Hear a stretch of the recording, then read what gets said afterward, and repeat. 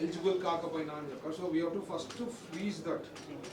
And అది system lock అయిందా లేకపోతే ఇంకా ఎవరు కావాలంటే వాళ్ళు అప్లై చేస్తారు?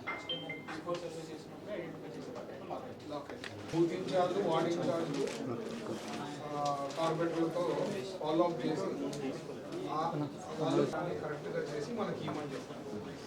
అదొకటి చాలా నెక్స్ట్ ఎట్లా ఏం చేయాలనేది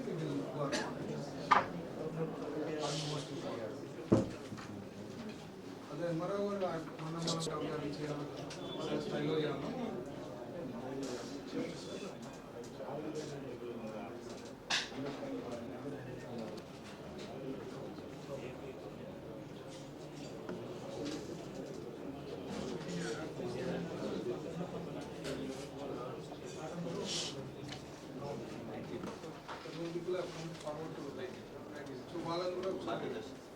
అందరికీ తెలుసు, చంద్రబాబు గారు ఎప్పుడు కూడా ఏదైనా పని చేయాలంటే ఒక విజన్ పెట్టుకొని పని చేయాలా, అప్పుడే రిజల్ట్స్ చాలా బాగుంటుందని అంటారు.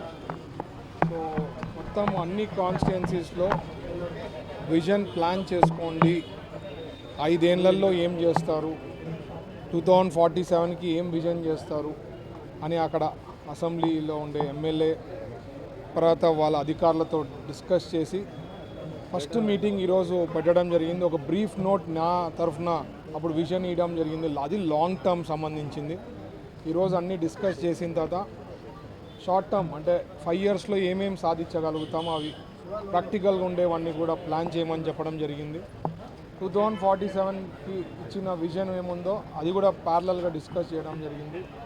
మేము మాట్లాడుతున్నప్పుడు వేరియస్ ఇష్యూస్ మనం డిస్కస్ చేసి దానికి ఒక డేట్స్, ఒక ప్లానింగ్ అనేది ఉండాలని చెప్పినాం. కొంతమంది షార్టేజ్ ఆఫ్ పీపుల్ ఉన్నాయని చెప్పడం జరిగింది. ఇవన్నీ కూడా సెట్ చేసే దానికోసమే మనం విజన్ పెట్టుకొని అందరూ కూడా ఒకసారి ఒక కరెక్ట్ విజన్ ఆ కాన్స్టిట్యున్సీకి ఉందంటే వర్క్ చేసుకునేకి అధికారులకు కానీ ఏ దానికి ఇంపార్టెన్స్ ఇచ్చేదానికి ఒక క్లారిటీ ఉంటుంది. కాబట్టి ఈరోజు ఆ మీటింగ్ పెట్టడం జరిగింది. త్రూ అవుట్ ద స్టేట్ కూడా చంద్రబాబు గారు నిన్న కూడా అందరితో వర్చువల్ కాల్ తీసుకోవడం జరిగింది. సో ఖచ్చితంగా it is a good sign. మీరు దానికి మరీ ఉదాహరణ నేను ఎప్పుడు చెప్పేది విజన్ 2020 చంద్రబాబు గారు సెకండ్ టర్మ్ వచ్చిన తర్వాత ఏ రకంగా చెప్పారో దానికన్నా బెటర్ ఆఫ్గా మనకి ఈరోజు హైదరాబాద్ చూస్తున్నాము. సో మెయిన్ థింగ్ ఆ విజన్ అనేది ఉంది అంటేనే ఆ కాన్స్టిట్యున్సీకి బాగా డెవలప్మెంట్ అయ్యేదానికి ఉంటుంది. సో ఇన్ డీటెయిల్గా వీఆర్ ప్లానింగ్ నెక్స్ట్ మీటింగ్ కల్లా ఒక క్లారిటీ ఉంటుంది.